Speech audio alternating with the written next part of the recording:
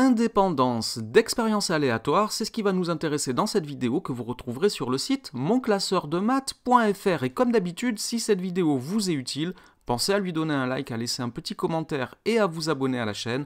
Ça aide au référencement de la vidéo et de la chaîne et moi, ça m'encourage à faire encore plus de vidéos. Alors dans cette vidéo, on va travailler sur des exemples. Le premier exemple, c'est le jeu de pile ou face.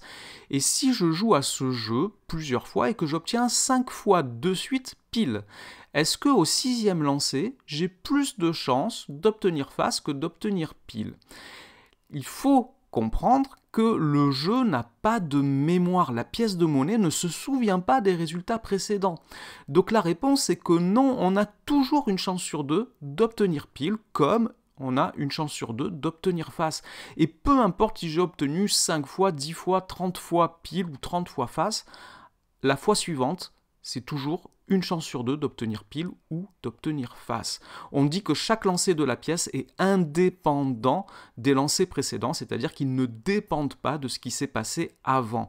On peut tenir exactement le même raisonnement avec un dé. Si j'ai lancé mon dé 3 fois et que j'ai obtenu 3 fois le 1, par exemple, eh bien j'ai toujours une chance sur 6 d'obtenir à nouveau le 1 au 4e lancer, comme j'ai une chance sur 6 d'obtenir le 2, le 3, le 4, le 5 ou le 6, les probabilités ne sont pas changées par mes 3 premiers lancers, même si c'était 3 fois le même résultat. Là aussi, le dé ne se souvient pas des résultats précédents et chaque lancer du dé est indépendant de tous les lancers qui le précèdent. C'est une propriété importante des probabilités. Lorsqu'on répète une même expérience aléatoire dans les mêmes conditions, la probabilité d'obtenir un résultat donné est indépendante de ce qui s'est passé avant des résultats précédents. Alors on va illustrer sur un nouvel exemple cette propriété et après on verra un cas où ce n'est pas le cas. Alors ici je vais faire tourner cette roue et je vais regarder la couleur obtenue, donc soit du vert soit du orange, et si j'observe bien je vois que le secteur orange occupe un quart de la surface de la roue et donc le secteur vert en occupe les 3 quarts. Donc si je fais tourner cette roue et que je regarde la couleur obtenue, eh bien il y a une chance sur 4 d'obtenir le orange et 3 chances sur 4 d'obtenir le vert. Et ça c'est vrai quel que soit le nombre de fois où j'ai joué avant. Si j'ai joué 10 fois et que j'ai obtenu 10 fois le orange, eh bien j'ai toujours une chance sur 4 d'obtenir du orange. Tout ce qui s'est passé avant ne compte plus, on ne doit pas en tenir compte. Alors dans la propriété, il y a une partie importante ici que j'écris en bleu, c'est qu'on doit répéter une même expérience aléatoire dans des conditions identiques. Alors on va voir un cas où une situation où ce n'est pas le cas. On va prendre un sac et on va piocher dans ce sac une boule de couleur. Je vais mettre 3 boules rouges et 3 boules vertes sans pouvoir la discerner, donc on la pioche au hasard. Ici, j'ai mis autant de boules rouges que de boules vertes. Ça signifie que j'ai autant de chances de piocher une boule rouge qu'une boule verte. J'ai une chance sur 2 de piocher une boule rouge. Alors je vais piocher une boule et je vais piocher une boule verte. Et donc, il me reste 5 boules dans ce sac.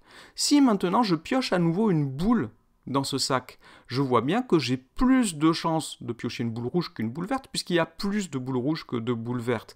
Donc ici, la probabilité de la deuxième expérience dépend du résultat de la première expérience, parce que si j'avais pioché une boule rouge au lieu d'une boule verte, il y aurait plus de vertes qui restent dans le sac.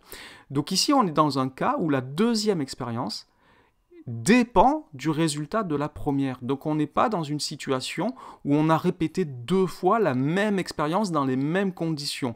Si la boule piochée n'est pas remise dans le sac, évidemment si je remets la boule dans le sac, je repars à 0, 3 boules rouges, 3 boules vertes, et dans ce cas-là j'ai une situation où les expériences sont indépendantes. Mais si la boule piochée n'est pas remise dans le sac, alors les deux expériences ne sont pas indépendantes car elles n'ont pas été faites dans des conditions identiques et ce n'est même pas la même expérience. Une fois je pioche une boule dans un sac où il y a 6 boules et une autre fois je pioche dans un sac où il y a 5 boules, donc ce n'est plus la même expérience. Donc voilà ce qu'il faut savoir sur l'indépendance des expériences aléatoires. Cette vidéo est maintenant terminée. Merci de l'avoir regardée. Au revoir.